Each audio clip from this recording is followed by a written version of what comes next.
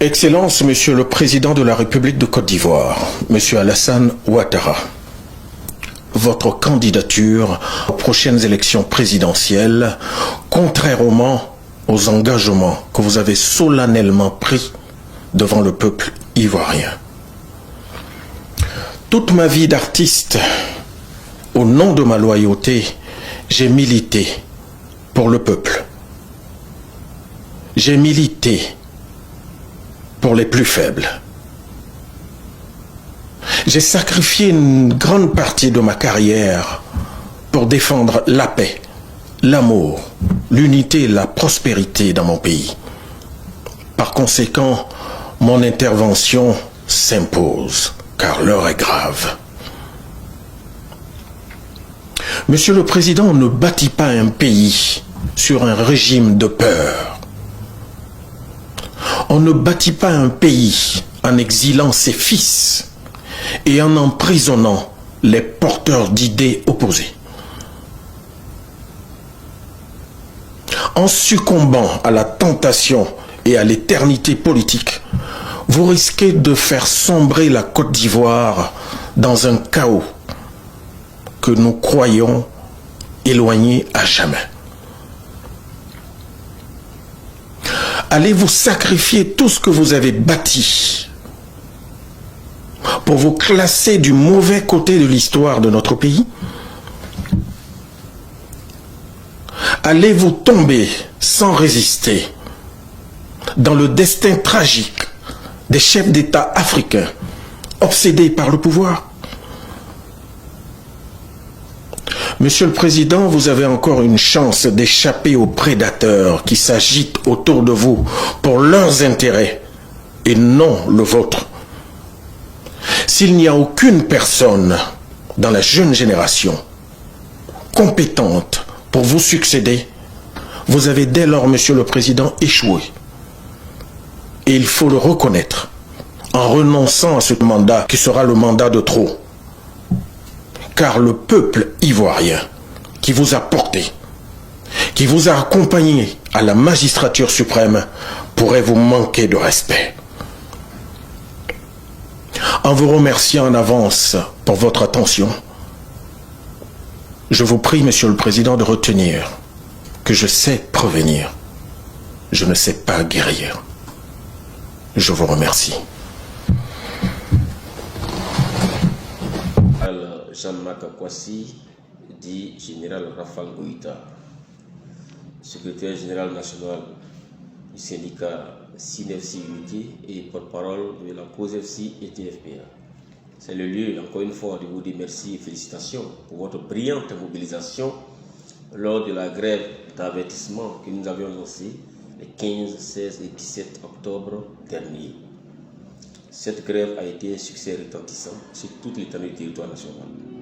Nous avons réussi à faire passer un message clair que la question des primes là, elle nous tient à cœur.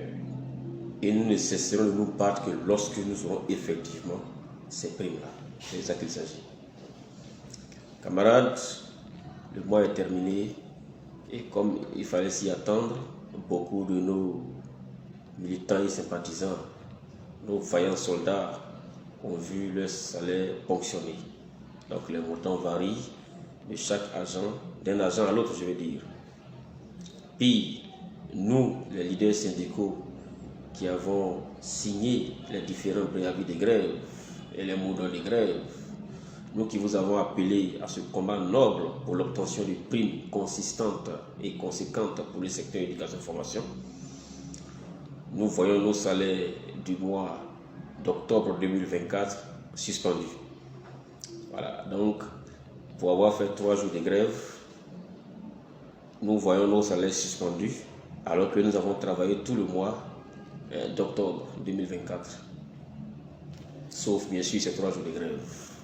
La grève qui est également un droit constitutionnel. Camarades, les gens veulent nous détourner du vrai combat. C'est nous qui avons été suspendus et c'est nous qui vous disons que rien, absolument rien ne saurait nous distraire. Ils n'ont qu'à suspendre les salaires comme ils veulent. Ce qui nous motive là, ce sont les primes. Et ces primes là, c'est nettement mieux que l'argent qu'ils ont coupé.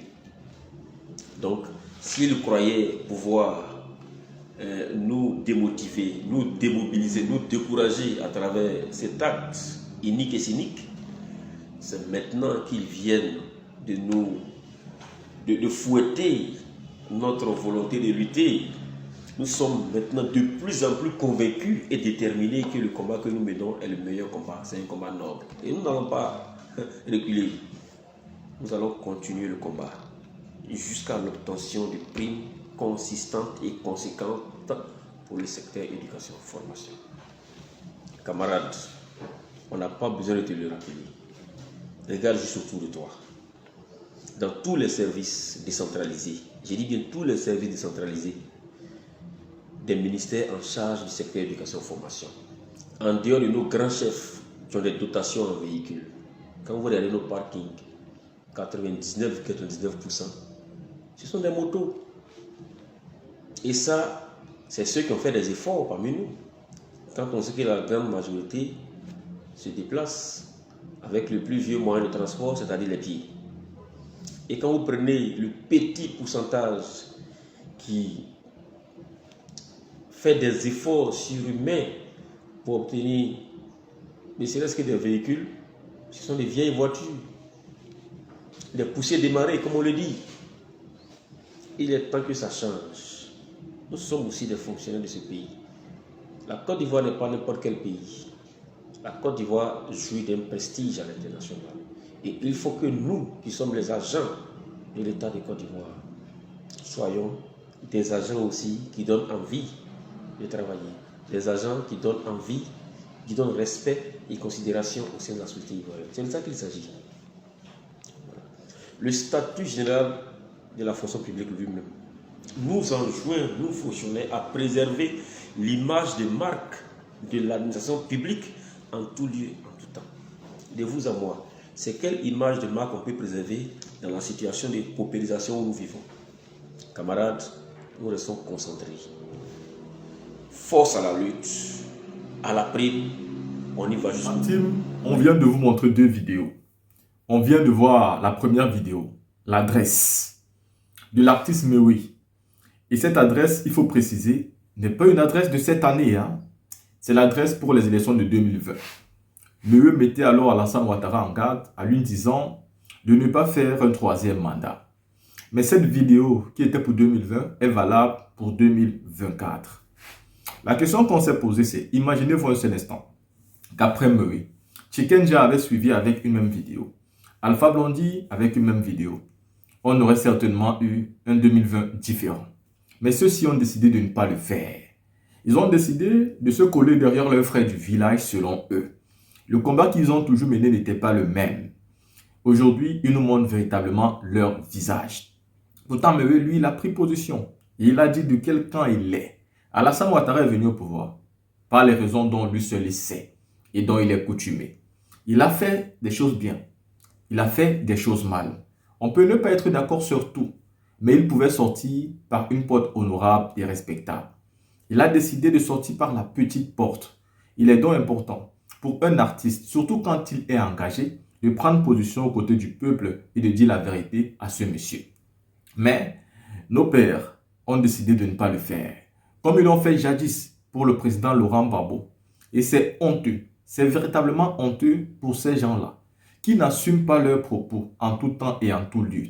Ils nous démontrent aujourd'hui que quand ils attaquaient le président Gbagbo, c'était en réalité eux les xénophobes. Ils ne voulaient pas d'un bété au pouvoir, ils voulaient d'un musulman au pouvoir. Et c'est mal, parce que quand on vient chercher le pouvoir, on doit venir avec un programme politique, mais pas avec une guerre ethnique, pas avec une guerre ethno-fasciste. Et c'est avec ça qu'ils sont venus, et c'est là le problème. Comme deuxième vidéo, vous avez eu ici le salaire et la suspension une potionnée, intimidation des enseignants ivoiriens. Malgré les persécutions, les enseignants ivoiriens ont décidé de ne pas céder au gouvernement RHDP.